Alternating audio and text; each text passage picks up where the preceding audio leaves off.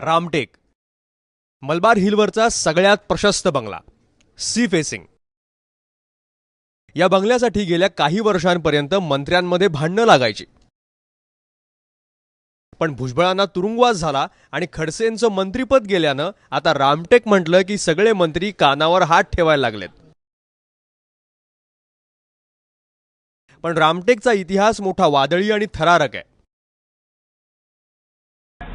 1975च्या आणीबाणीनंतर ज्येष्ठ समाजसुधारक हमीद दलवाई गंभीर आजारी होते.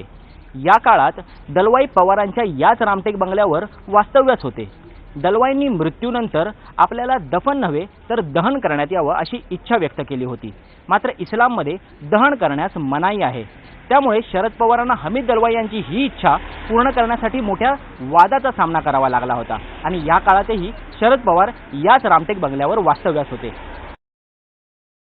1978 साली वसंतदादा मुख्यमंत्री असताना पवार काँग्रेसमधून बाहेर पडले. त्यांनी पुरोगामी लोकशाही दल अर्थात पुलोदची स्थापना केली. दादांचं सरकार पाडणार नाही असं म्हणता म्हणता पवारांनी याच रामटेक बंगल्यातून सरकारला धक्क्याला लावलं. त्यावेळेस सुद्धा रामटेक बंगला चर्चेत होता. त्यामुळे रामटेक बंगला लाभतो अशी धारणा तयार झाली.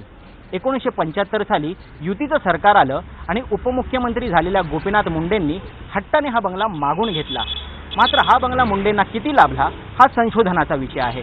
कारण याच काळात मुंडेंचे संबंध एका नर्तिकेशी असल्याचा त्यांच्यावर आरोप झाला आणि अख्ख्या राज्यात यावरून राळ उडाली. आणि याच काळात मुख्यमंत्री असलेल्या जोशी सरांसोबतचं शीतयुद्ध मुंडेंना 4 वर्ष पुरलं. रामटेक लाभतो म्हणता म्हणता 1999ला मुंडेंना सत्ता सोडावी लागली आणि आघाडी सरकारच्या काळात छगन भुजबळ रामटेकवर आले उपमुख्यमंत्री म्हणून. पण तेलगी प्रकरणानं डोकं वर काढलं आणि भुजबळांना राजीनामा द्यावा लागला. अर्थात त्यातून भुजबळ सही सलामत सुटले खरे, पण तोवर त्यांना बराच त्रास सहन करावा लागला होता.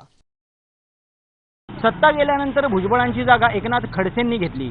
मुख्यमंत्र्यांनंतर खडसेच सरकारमधील वजनदार मंत्री होते.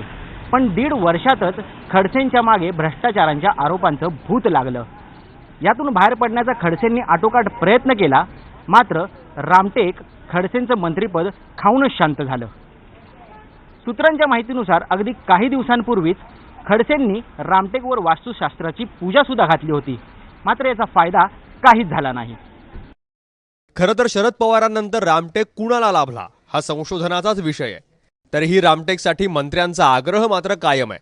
पण खडसेंचं मंत्रिपद गेल्यानंतर भाजपमधले मंत्री रामटेकच्या रेसमध्ये आमचं नाव चालवू नका म्हणून आग्रह धरायला लागलेत. अर्थात शुभ अशुभावर विश्वास ठेवायचा की नाही हा ज्याचा त्याचा प्रश्न. ऋत्विक भालेकर, ABP माझा, मुंबई.